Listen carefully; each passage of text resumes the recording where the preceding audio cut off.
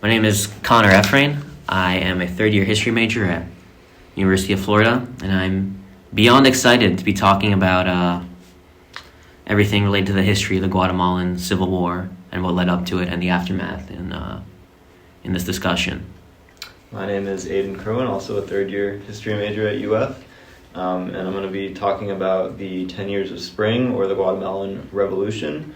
I'm going to be talking about the history of the revolution, the promises that were made during the revolution, whether they were carried out, and then how the revolution has relevance in modern-day Guatemala. Hi, my name is Adrian Dickens. I'm also a third-year UF history student. My part was more focused on the interview while also connecting the Guatemalan Civil War to present times and how it affected the legacy of the Guatemalan population, whether it be the Mayan population. And yeah. So to start with the 10 Years of Spring, which is kind of the colloquial term for the period between 1944 and 1954 in Guatemala, also known as the Guatemalan Revolution. So this was a time between the dictatorship of Jorge Ubico, who was a military officer who forcefully took power in Guatemala in 1931, and he ruled what was essentially a police state. There was heavy repression against any kind of representative democracy. Freedom of the press was highly limited. So in 1944, a pro-democracy movement was started, and it was led mostly by university students, also labor groups who were heavily oppressed during the Ubico regime. Ubico resigned in 1944 and was replaced by a military junta, but this junta was not really any different than Ubico, and they were forced out of office by a military coup led by Jacobo Arbenz, who was the first leader during the 10 Years of Spring. He was the president of Guatemala, he was the second leader during the 10 Years of Spring. He formed a junta after forcing out the military officers and led to free elections. These were the first free elections in Guatemala in a long time, and they were won by Juan Jose Arevalo, who won in a landslide. He was kind of the face of the popular movement. And he was considered to be more moderate. He led a program of social reforms, which included literacy and more opening of democracy. After the end of his presidency in 1951, there was another election, a free election, where Arbenz was elected. And Arbenz was considered to be more progressive of a leader than Arevalo. He led to land reform, which was the major promise of the Guatemalan Revolution. Decree 900 is the most famous law that passed during the Arbenz presidency. And what it was intended to do was to disperse some of the land to local peasants, mostly Mayan peasants who had been stripped of their lands during the oppressive Ubico and the regimes preceding him. Now, it's debatable whether or not these reforms were effective, and in 1954, with the help of the CIA, his regime was overthrown, and a lot of those reforms were ended, as we will talk about later. But I think it's relevant to bring up the Guatemalan Revolution today because it has a lot of relevance in modern Guatemala. And to kind of bring in some sources here, I just want to talk about Out of the Shadow, which was one of the sources we read in class, and it talks a lot about, in the introduction, we talk a lot about how the historical memory of the revolution is relevant today. A lot of debate about whether or not it was truly a revolution or not. There are some thinkers who kind of posited that it was more of a bourgeois revolution, and that the land reform was never intended to be carried out. And that was kind of why it failed in the first place, because the Mayan peasants, who made up the majority of the population, were never really brought into the revolutionary coalition. But there are also some debate about that because, according to Jim Handy, who is one of the foremost scholars on Guatemala, a lot of the memory of the revolution is still very poignant today in Guatemala. A lot of people still consider the promises of the revolution to be something that they want fulfilled, particularly the land reform. So there's a lot of debate today about how the revolution is still relevant in Guatemala. So with that, I wanted to open up discussion. Do you guys... I mean, I think discussing the 10 Years of Spring is not only relevant to modern Guatemala, but also especially to the Civil War, because historically Guatemala had faced a lot of economic and political inequalities where a large amount of wealth was concentrated into the non-indigenous Ladino community. And at the 10 Years of Spring, the administrations of Arevalo and Arbenz really provided an opportunity to kind of rectify these inequalities. And in the coup that followed the end of the 10 Years of Spring, I believe happened in 1954, with Operation PB Success, that really took away the sudden progress that the Guatemalan people, and especially the marginalized indigenous people, were making to rectify kind of the really hundreds of years of marginalization and inequality that they faced. And not just inequality, but straight up, I guess, being exploited. Because you talked about the Decree 900 by Jacobo Arbenz. And Decree 900, you briefly went over it, but to emphasize it further, was going to redistribute unused land from large agricultural estates and give that land to the peasants who had no land, especially the indigenous Mayans. And the reason why this was so controversial is because a lot of that unused land was held by foreign entities such as the United Fruit Company, or the UFCO for short. And United Fruit deliberately left that land unused, and as part of this like market ploy to keep banana prices high and thus maximize their profits. And so Arbenz really was tackling this foreign style led oppression of the Guatemalan indigenous people, and this exploitation that prevented them from really achieving their economic potential and justice. And so this being so suddenly like taken away, the 1954 coup, really contributed to the start of the Civil War. And I often wonder like how much this really embedded leftist attitudes within the indigenous community, because you have Arevalo and Arbenz as the champions of really indigenous rights during the 10 Years of Spring, rectifying the historical inequalities by giving them the unused land, seizing it from, well, not really seizing it. Well, I guess they did seize it from the United Fruit Company. They compensated United Fruit Company, but they did forcibly take the land, and they compensated with them with the declared like tax value of their holdings. So pretty much you have Arevalo and Arbenz, who are like now championing the indigenous cause, or the cause of the indigenous and the oppressed and the exploited poor people within Guatemala, against the elites who held much of the land and were clearly not using it, leading to large amounts of economic poverty just so they can enrich themselves.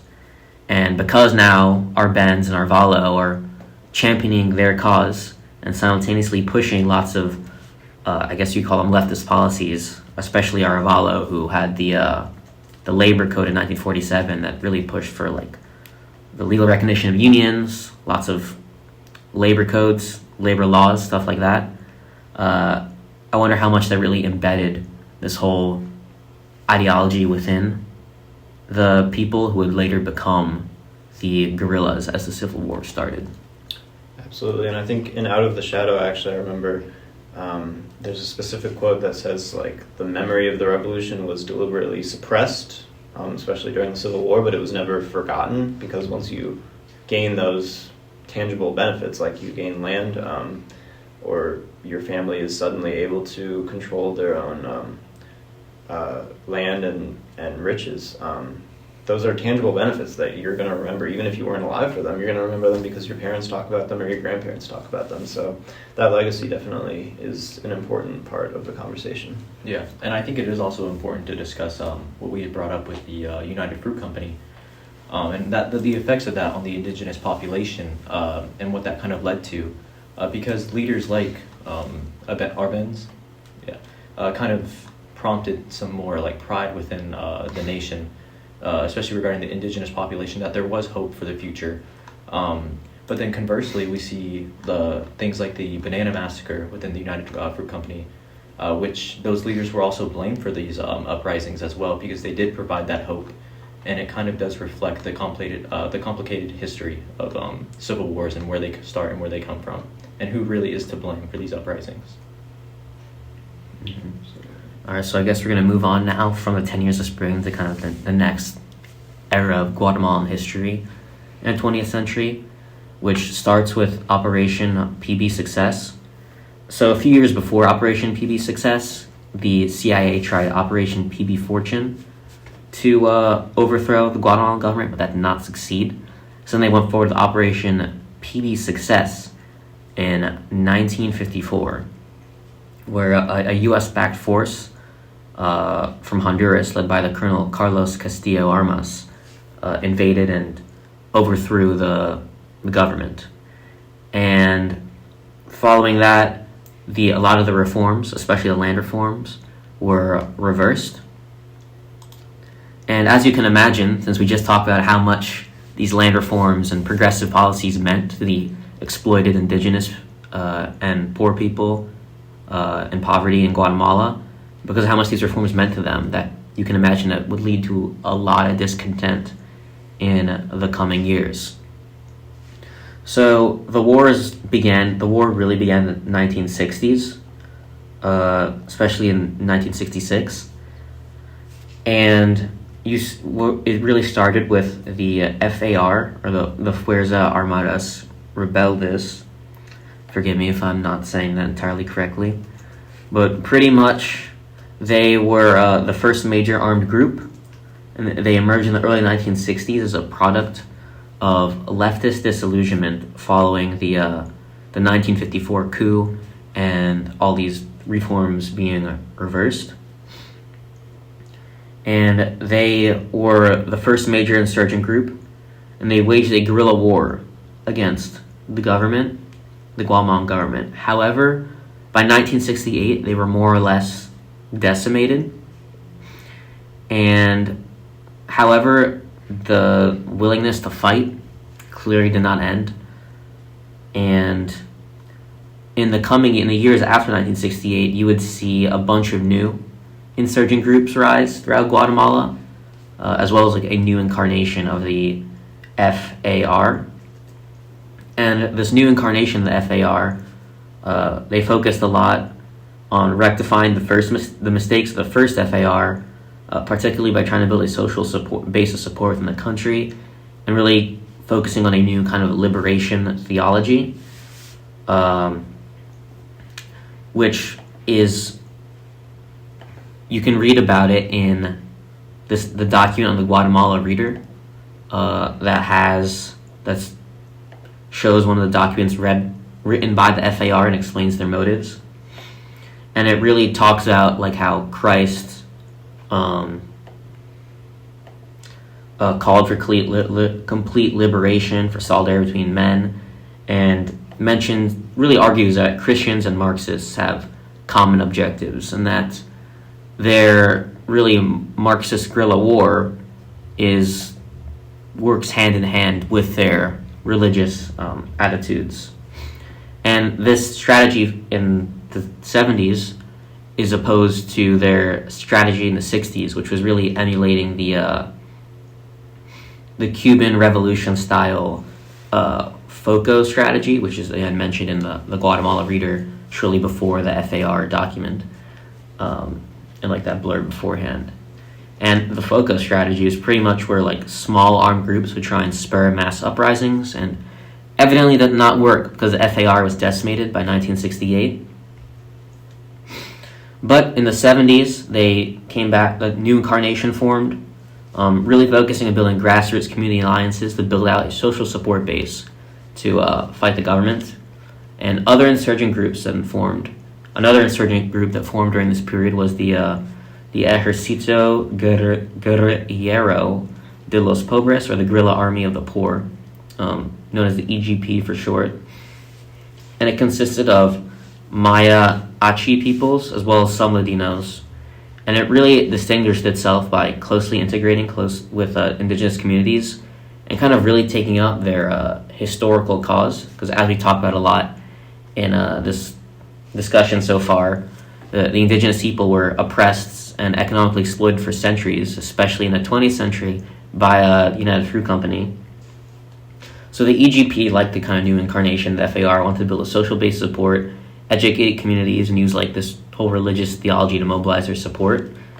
And again, in the whole document from the Guatemala Reader that has all these documents about the insurgent groups during the Civil War, the EJP, their document from the Reader, particularly talks about how the oppressors of the Maya mistakenly believed exploitation and misery may have broken the spirit of resistance of the Maya Quiche peoples, and that their social and cultural traits would disappear with time. And the reason I find this so interesting is because it shows how the EGP, this insurgent group, is really taking up like the historical cause of the oppression of the indigenous peoples and incorporating it into their war against the government. So it's not just about undoing the reversal of the reforms or democratizing Guatemala.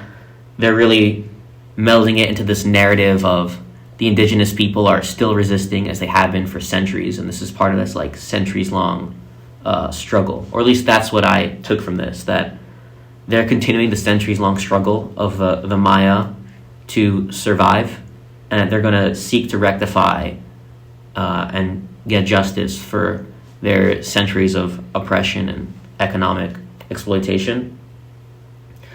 So another insurgent group that formed in the 70s was the ORPA, the Revolutionary Organization of the People in Arms. They were dominant in the highland indigenous communities and some lowland plantations areas. The Guatemala Reader kind of blurb says it's like in the volcanic range from Mexico to Guatemala City. And their whole document in the 1980 that's in the Reader focuses on how Guatemala is ruled by quote urban and moneyed elites, end quote, that's exploiting everyday Guatemalans. I thought it was interesting how their document didn't really emphasize indigenous or Marxist talking points, even though they were very left-leaning and indigenous insurgent group. And I think it really shows how their document is focusing on the practical reality of how Guatemalans are being oppressed, instead of like using, I guess you could call it jargon, Marxist jargon, that evidently the FAR document really used.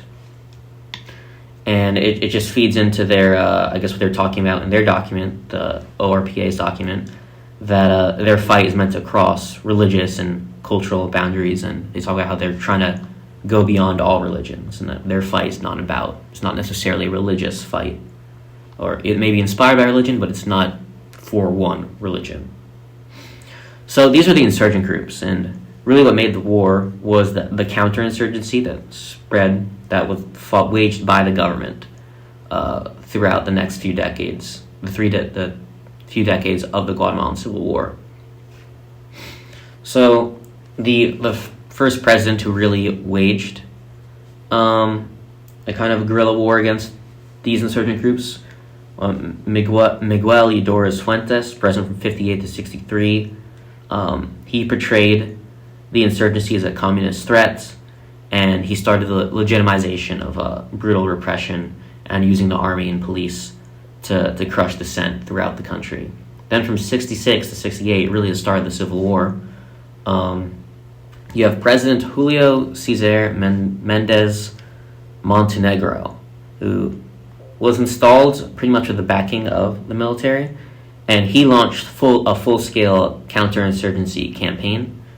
The Guatemalan military during this time was advised by the U.S. Green Berets, who I guess you'd call them experts in counterinsurgency in this time. We all know this, like, Vietnam is happening at the same time as this, so I can only imagine that lots of that experience translated over. Not experience in winning, though. So anyways, the Guatemalan military during this time really targeted the FAR and their support networks. And of course, by 1968, as I mentioned before, the first incarnation of the FAR is really decimated. And then in the 70s, you have Carlos Arana Osorio and Eugenio Lagrud Garcia, who continued the heavy-handed military control but promised some limited reforms. And really, things really kicked off in the high gear in the late 70s, 80s,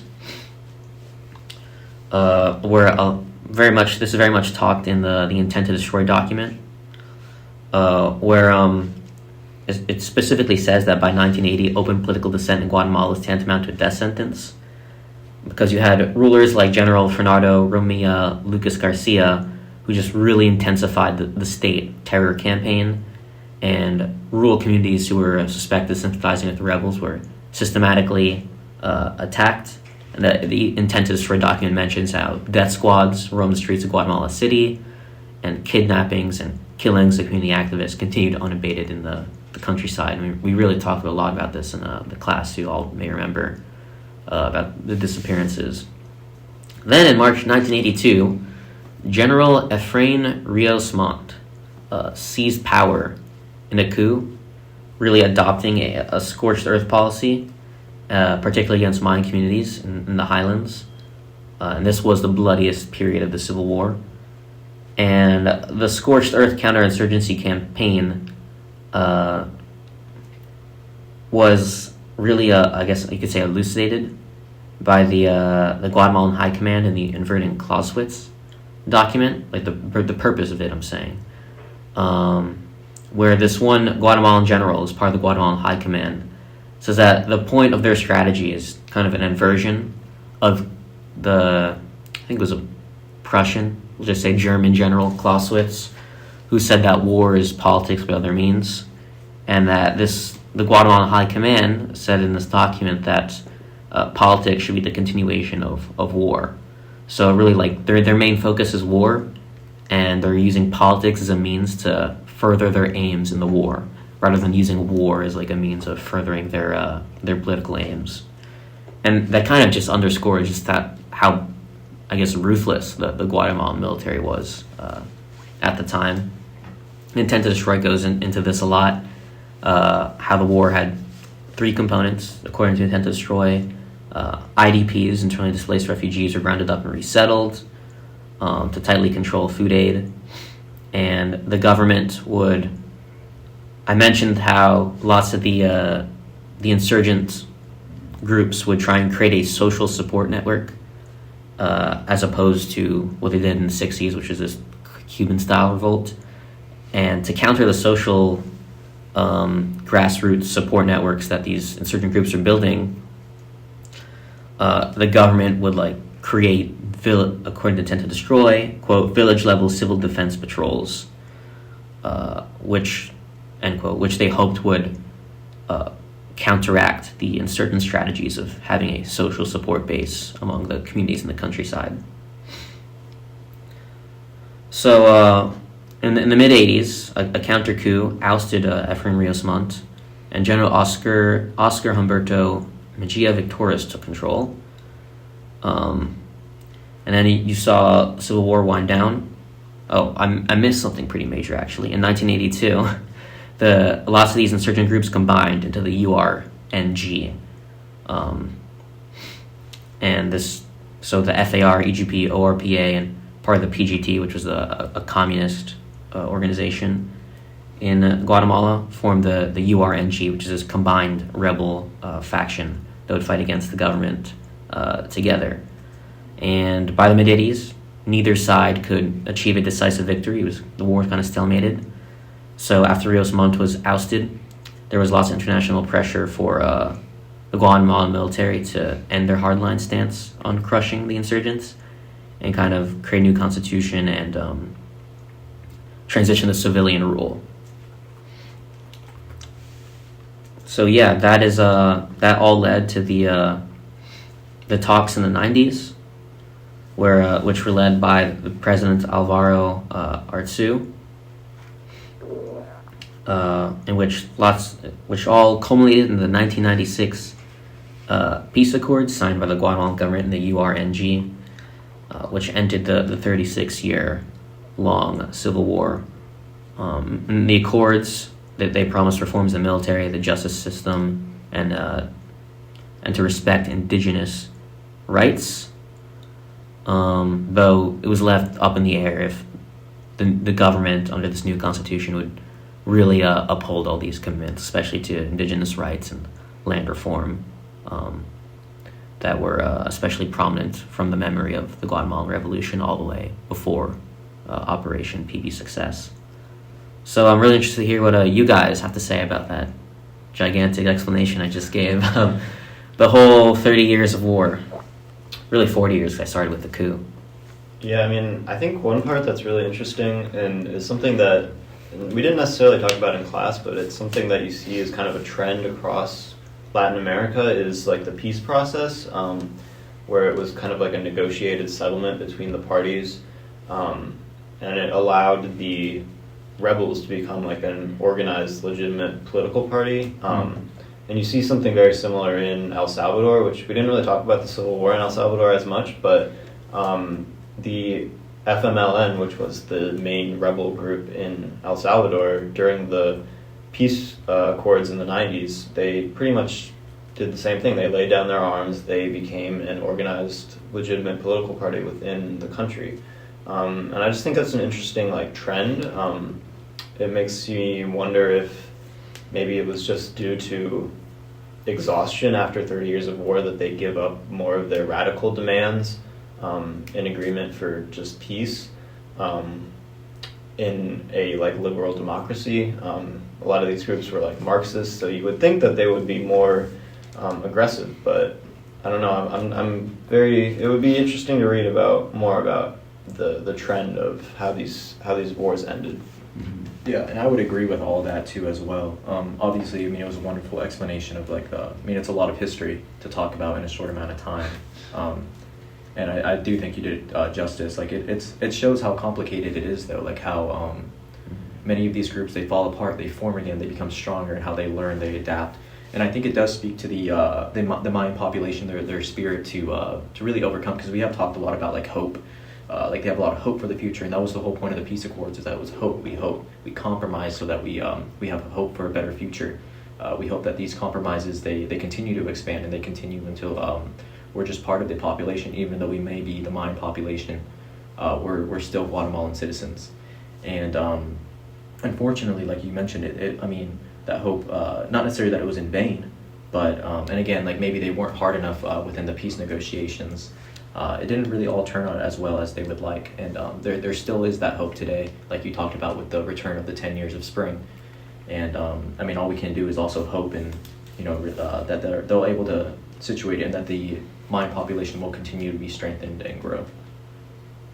Yeah, absolutely. And I do wonder, it would be hard to know this for sure, but if there is any research out there about, how do the people who fought in the Civil War feel about like the peace process? Like, do they feel betrayed, or do they think it was like long overdue? It would be interesting to know that, because I'm not sure. I feel like a lot of the demands that they were really important, especially at the beginning of the Civil War, like land redistribution, stuff like that, didn't really get fulfilled. So I would wonder what people on the ground think about it. Yeah, and I think that kind of connects over to the interview process that we're able to get to. Hi, my name's Jessica Burrows-Solis. I'm currently a third year at the University of Florida, and I'm currently studying biology. Mm-hmm. And your grandpa served in the Guatemalan Civil War? Yes, he got drafted. Okay. Like that. Do you know what side he would have served on? I have no idea. That's No idea. something I was not informed about. That's fine. Do you know anything about Guatemala, like the community, the history? I was aware that there was a Civil War, and my dad informed me about it, that he did serve it. He got drafted when my dad was a kid, so he never saw his dad, unfortunately. Also, I'm aware of a genocide that happened, mm-hmm. that my family was involved in, that they said that they had to go in hiding. Was it the La Matanza? Yeah, so it was like indigenous, so my family is Mayan indigenous, Okay. and they do speak a dialect, so unfortunately they were targeted in that period, so yeah, they did face a lot of adversity. But today we're going to talk a little bit more about how the Civil War kind of relates with like current times. Like if you I can explain a couple things, and then you could say like, oh yeah, this is still happening, this isn't happening. But firstly, how would you describe like the safety within like your family's community? Do you think like they're still protected, or do you think they're still kind of like in that kind of hiding? I think definitely it's become more progressive throughout the years, but there's definitely still needs improvement. I mean, there's a reason why my parents immigrated here in the first place, because they did come here like not legally. They did cross the border just because they felt like a lot of the stuff that went on there was unsafe. So I think it's become progressive as of present time, but it still needs improvement for sure. And do you think there's like adequate like basic services that are being provided in Guatemala now, like regarding like healthcare or like education? Yeah, there definitely is. My parents informed me that the education has gotten better. I think before our generation, most of my family was never attended college or never had an education. Not until present now that I have family that are not attending because of more support that the country has given them. So it has become better. And for like the total like satisfaction for like the quality of life, do you think like that's like rising in Guatemala for like even the indigenous population compared to like the past? I definitely do think it has become more progressive and better throughout the years. My parents do express to me that sometimes they still feel like they're not as representative as indigenous people, and that they still need support to this day, but it's getting better, they had told me. Yeah. I don't know if you know the history of like the peace accords, but I can explain it really quickly. It was like in 1996, there was like these things called the peace accords. It was right after the Civil War had ended, like shortly after. And like the government kind of wanted to get together with the people, and they made a bunch of promises basically, like regarding land, quality of life, equal treatment. Do you think like, based on what you know, like do you think they've kind of like held up on that, or like kind of no, not really? Like almost like smokes and mirrors, like kind of just like saying like, oh, we'll do this, but then it kind of just gets thrown under the rug. Yeah, so I would say from my experience, I would definitely say that there has been improvement, but like I feel like sometimes my family has still struggled with poverty still, and most of them have immigrated here. Yeah. So when they have told me, they say that they will help, but my family feels like there hasn't been that much support, honestly. So how do you think the legacy of the Civil War has affected like your family's community, like especially how you said like it kind of led to them immigrating here? Yeah, so like my dad informed me that my grandpa got drafted at when they were very young, so he doesn't remember much of his dad being present, but it did lead to like a lot of mental issues, and also it definitely impacted my family, because our family is known to like die at a very old age, like between like 80s to like 100s, because they live like very like long lives. But my grandpa was the only one that died very young, and we were informed that because he died of a tumor that could have been caused by the war itself. So he died around 60, unfortunately. So yeah, it did impact our family. So how do you feel about the idea that like there should be like war crime trials like on today, or like reparations, like either or? Like, do you think that they should still look back into the past and be like, okay, because I'm sure that there's still people, since it's so recent, there's still like generals and soldiers that are still alive today. So like, would you be in favor of that or against it? But can you rephrase that? Like, yeah, like so like there are people that did commit war crimes that we know, like with La Matanza, like the massacre of like indigenous populations. There are still a lot of people alive that committed those crimes today. Do you think they should still be prosecuted for those crimes? Like, because they were considered war crimes, but they just were never prosecuted. I think they should, but I highly doubt they would do anything about it, honestly. Because especially with third world countries, they kind of like try to hide it. I agree. Yeah. Let's see. Yeah, do you have any hopes for the future of Guatemala, whether it be like politically or just like social changes? I do hope that they do have more involvement with like the indigenous community. I feel like my parents had told me that they felt like a lot of times they felt discriminated, because it kind of felt like kind of how the U.S. works, where they kind of push back natives. And my mom did express to me that she feels like her dialect, that she does speak a dialect, she feels like it's endangered and it's dying, unfortunately, because there's not a lot of people in the community. So she feels like if there was more support for it, she definitely feel like the lineage could definitely survive. But unfortunately, she feels like her language is dying. And yeah, that is very sad. But it's kind of interesting that you bring up the United States, because that's the next thing. Like, do you know like how the people of Guatemala feel about like the United States like intervention or aid to Guatemala, because they do provide both. I'll be like more in depth with that, like aid regarding like any monetary, physical like things that they may provide, whether it be like actual money or just clothing, food, and intervention, as in like because they did intervene and they sided with the government during the Guatemalan Civil War. And I know that's a big talking point, is like U.S. involvement. A lot of people are against it, myself included. But how would you feel about that? Like, I definitely think there has, because my family, I think growing up, we used to go to this like Mayan Guatemalan center where we live, where they actually have like translators from dialects, and my parents would go there whenever they had paperwork when it comes to taxes. Because my mom didn't learn Spanish until she was like in her late 20s. And she had told me that they had helped her when she came to the States. It's just like there's not a lot in the United States, just because there's a lot of people that speak different like dialects. But she told me that she did feel like she like was grateful that there was something that there was for her. Okay. And just the last question, like, do you think like the Civil War will like forever be remembered in Guatemala? Like that's like something that's like that's the history that's never gonna go away, regardless of how much like the government may want to almost like forget about it and like push it like under the rug or like into the shadows. Like, do you think? I think it's very sad. I think it still will be remembered in like families that were affected by it. I personally didn't know my grandpa was involved until like his tumor, like when he was dying. My dad informed me that he was. So like, and it was like a lot of things that he didn't choose to. My family still, he was the only one that did get drafted in my whole family. So my dad was like, he expressed to me, he was like, well, like he would want that to be remembered. So yeah. I agree. Thank you so much. I was able to interview a Mayan indigenous student at UF that her family's all from Guatemala. Her grandpa actually served in the army. He was Mayan indigenous. But through the interview, we kind of figured out that maybe, that most likely he actually served with the nation's army, which in my mind kind of connected me back to One Day of Life, which I know is historical fiction, but it really did paint a really good picture of like filling in like the historical gaps that we don't have of like many of the soldiers in their narrative. This man having to fight against his own community, and then you connect it with stories like Ricardo Filia, the San Francisco Massacre, July 1982, which details these horrific events of like this horrific massacre where kids, women, men are all dying, old people, like the elderly, they're all dying in these churches and in their community. They're being slaughtered and massacred, and obviously, you know, it really does bring up the topic of war crime trials, which is something that we did discuss, because people like her grandfather, he was drafted into the military. He didn't necessarily have a choice in the matter. They did eventually fled, which I do kind of I think speaks to it, that even their own military members that were Mayan indigenous would have to flee, even after serving for them, because of all the massacres that were occurring.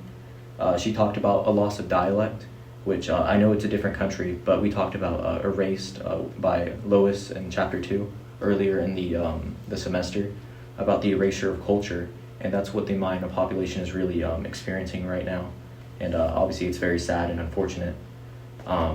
We were able to talk about like kind of the hopes for the future. She said that she talked to her parents about that there is a better education for the Mayan population, when many of her family has never even been able to attend school. Now she's able to, and her parents were able to, and the quality of life, it is rising, but there still is a lot of things that still need to be better. A lot of the peace reports, as we discussed, have not been properly fulfilled, and maybe that is due to lack of pushing and fighting for the Mayan population.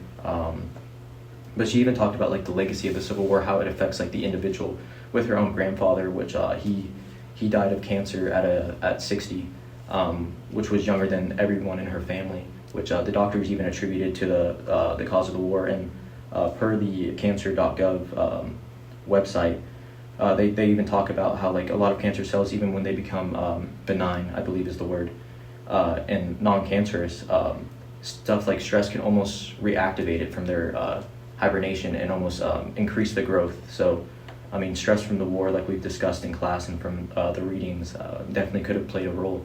And I'm sure many of the Civil War participants dying young. And she talked a little bit about U.S. interventions, the pros and the cons. And as we've discussed it, because it's never going to be black and white. I mean, there definitely is a lot of U.S. aid that has been provided to Guatemala, but then we also see the U.S. siding with the Guatemalan government and really just helping expand these already deadly death squads, you know, per their name, into a really elite fighting force that was just sent after to massacre the Guatemalans. And I think it can all really be summed up that everyday life in Guatemala is always going to be complex. It has a lot of interplaying challenges. Safety remains a significant concern. Organized crimes, gang violence, and drug trafficking cast long shadows over communities. Corruption within law enforcement fosters distrust, leading many citizens to feel vulnerable and unprotected. Employment, though it is getting better, it's still not the brightest. A majority of Guatemalans work in informal sectors, lacking the sustainability and rights afforded by formal employment, like union workers. Like, they're not really provided that stuff, like that protection. Opportunities are particularly scarce for indigenous communities, which, per the interview, she talked about how the indigenous communities are still fighting to be seen and to be heard and to be represented. Though the overall satisfaction in Guatemala is growing, it's still very torn. Many hope for change and coexistence, but they're really frustrated over entrenched poverty, inequality, and political systems plagued by corruption and elite resistance to reform, which we also talked about earlier, before the Civil War, which shows how nothing really has changed and that it still is growing and it still is an ongoing discussion. The scars of the Civil War are deeply entrenched into the collective memory of the Guatemalan communities, especially the indigenous communities, are still searching for closures with mass graves and displaced families as haunting reminders of brutal past. Truth commissions and memorials have provided some solace, but their efforts are inconsistent and often neglect the voices of rural and indigenous populations. And there are people still calling for justice. Many victims and their families view war crime trials as a vital step towards healing and accountability, while others worry that many of these efforts may even dismantle the progress that they have made and reignite old tensions. On the local level, community-driven dialogue initiatives show promise, but national reconciliation remains kind of unheard and still up in the air. The legacy of the Civil War definitely has shaped the younger generation, though, who navigate a landscape marked by poverty, migration, and unresolved trauma. Yet these same generations embody resilience and desire for renewal, balancing the weight of history and the pursuit of progress. International aid is another complex aspect of the story. While some criticize it as out of touch with local needs, others recognize its value in filling gaps where government resources fall short, especially in healthcare and education. And I think this all kind of summarizes how the history of Guatemala, especially regarding the Civil War, is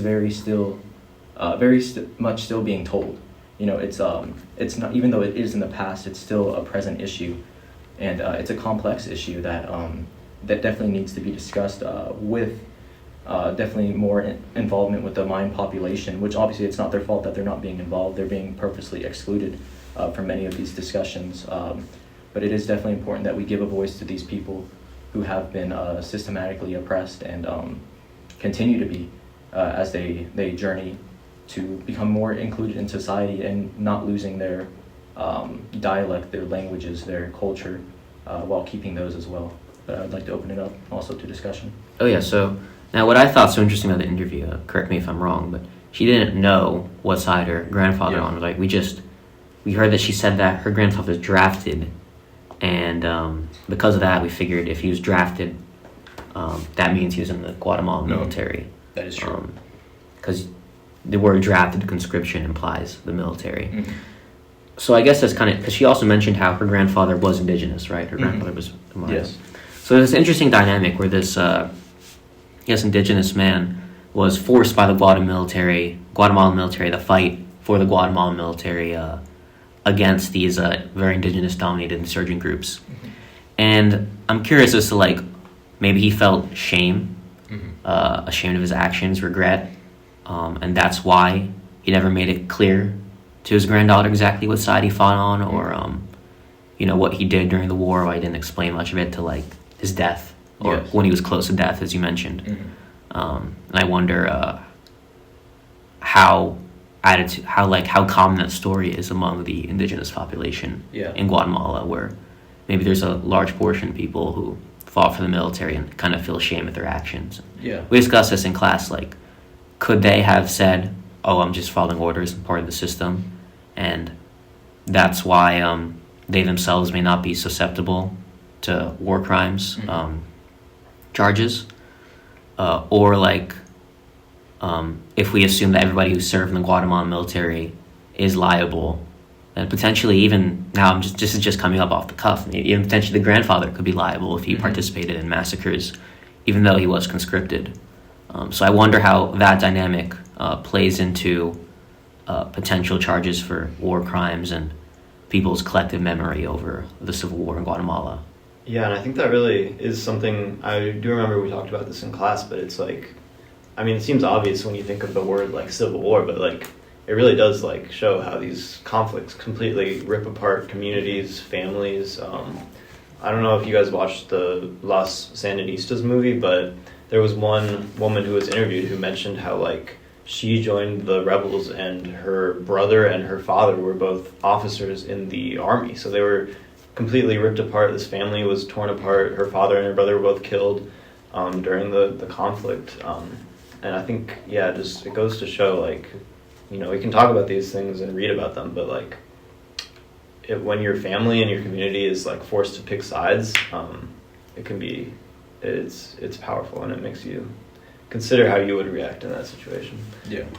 I mean, I agree with you, both of you, on this statement. Like, it is, like, again, I think it just highlights how complicated the history of Guatemala is, especially when it comes to a civil war. Like you said, it really does tear families apart. And, I mean, that's the whole point of a civil war, is that it's within the nation. It divides the nation. Especially talking about how you said, like, it goes more deep into the interview, how the interviewee talked about how she only learned about her grandpa's involvement in the war as he was about to die, you know, like whenever he was dying of cancer. And I think it does speak to a lot of like the erasure of history. And I mean, I think we can all understand why he wouldn't want to talk about it, especially if he was involved in himself. I'm sure that he was probably pretty ashamed of his involvement. But it's still important to highlight even those voices as well, because they can attest to, you know, firsthand accounts. And though I'm sure it's hard for them, it's still very important to hear them and to understand where they're coming from, because I think it does provide more of the nuance of trials that may come about like coercion, how much that plays involved, how much that is going to be involved in trials that may occur, which after discussing it with her, she feels like there should be trials, but that it's never going to happen.